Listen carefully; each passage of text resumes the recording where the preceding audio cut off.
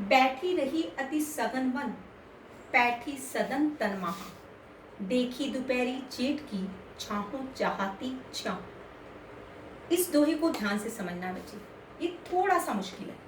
आपने इसे ध्यान से समझोगे तो समझ में आ जाएगा। बैठी बैठना, रही रहना, अति बहुत, सघन घना, वन जंगल, पैठी प्रवेश करना, सदन तन भवन रूपी शरीर, महा भीतर।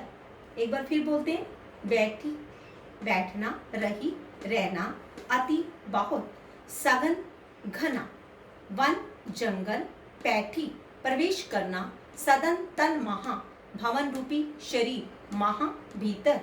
देखी देखना, दोपहरी दोपहर, जेठ जेठ की, छाहों चाहती छाँव, छाया भी छाया को चाहती है।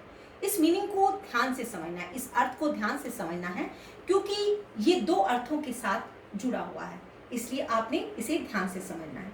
देखी दोपहरी जेठ की, जेठ होता है बच्चे जून जुलाई का महीना, ये देसी महीना है। जेठ जुलाई, जेठ का महीना कौन सा होता है? जून जुलाई का महीना। जेठ की तपती दोपहरी में, जेठ की तपती दोपहरी में छाया भी छाया को चाहती है। अब आप मुझसे पूछेंगे कि इसका अर्थ ऐसा क्यों है कि छाया छाया को चाहती है? बच्चे, जेठ की तपती दोपहरी के अंदर सभी प्राणी व्याकुल होते हैं, अर्थात किसके कारण? गर्मी के कारण। पहले आप इस अर्थ को समझ लीजिए, फिर इसकी व्याख्या को समझना। जेठ की तपती दोपहरी के अंदर छाया भी छाया को चाहती है, अर्थात इसका अर्थ क्या है? इसका अर्थ है कि जेठ की तपती दोपहरी में सभी प्राणी व्याकुल होकर इधर उधर घूमते हैं। वो वन के अंदर स्थान लेना चाहते हैं, अर्थात वो उस जगह को प्राप्त करना चाहते हैं जहां पर छाया होती है। अब छाया क्या करती है कि भवन रूपी शरीर के अंदर प्रवेश करके घने वन के अंदर बैठ जाती है। अब आप ये देखते हैं कि जेठ की तपती दोपहरी में, अर्थात जून जुलाई के महीने के अंदर कहीं भी छाया दिखाई नहीं देती। जहां पर घने वन होते हैं वहां पर छाया दिखाई देती है। अब इस बात को समझना है कि घने वन के अंदर तो छाया होती है और सभी जो प्राणी हैं, अर्थात पशु पक्षी हैं, वो छाया को प्राप्त करना चाहते हैं।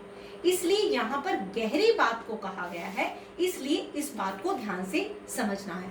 अब एक बार फिर समझिए, जेठ की तपती दोपहरी में छाया भी छाया को चाहती है। इसका अर्थ क्या है बच्चे? छाया कहीं दिखाई नहीं देती, अर्थात छाया की चाह में सभी प्राणी व्याकुल होते हैं।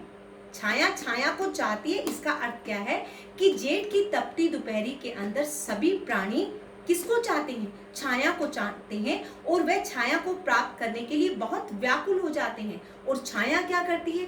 पैठी प्रवेश करना, सदन तन भवन रूपी शरीर के भीतर वह प्रवेश करके घने जंगल में बैठ जाती है।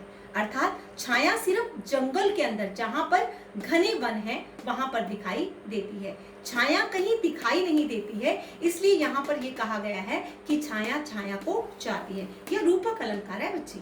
यहाँ पर रूपक अलंकार इसलिए है क्योंकि यहाँ पर आप ये कहेंगे कि यहाँ पर रूपक अलंकार कैसे है? यहाँ पर रूपक अलंकार इसलिए है क्योंकि छाया को छाया का चाहना यहाँ पर दोनों अर्थों के साथ जुड़ा हुआ है, अर्थात गहरे अर्थों के साथ जुड़ा हुआ है, इसलिए यहाँ पर रूपक अलंकार है। यहाँ पर और कौन सा अलंकार है बच्चे? देखी दोपहरी। देखी दोपहरी के अंदर कौन सा बच्चे? अनुप्रास अलंकार, क्योंकि दा वर्ण की आवृत्ति एक से अधिक बार है, इसलिए यहाँ पर अनुप्रास अलंकार है। अब एक बार फिर करते हैं, बैठी रही अति सघन वन, पैठी सदन तन महा, देखी दोपहरी जेठ की, छाहों चाहती छाँव। जेठ की तपती दोपहरी के अंदर छाया छाया को चाहती है, अर्थात गर्मी के मौसम में गर्मी की व्याकुलता के कारण सभी प्राणी बहुत व्याकुल हो जाते हैं और वे छाया को चाहते हैं, और छाया कहीं दिखाई नहीं देती है। और छाया क्या करती है? भवन रूपी शरीर के अंदर प्रवेश करके घने वन में बैठ जाती है। अर्थात यहाँ की गर्मी की प्रचंडता के अंदर छाया का क्या महत्व है, इस दोहे के अंदर बताया गया है। आपको ये बात समझ में आ गई होगी। अगर फिर भी समझ में ना आए तो आप मुझसे दोबारा पूछ सकते हैं। Thank you very much.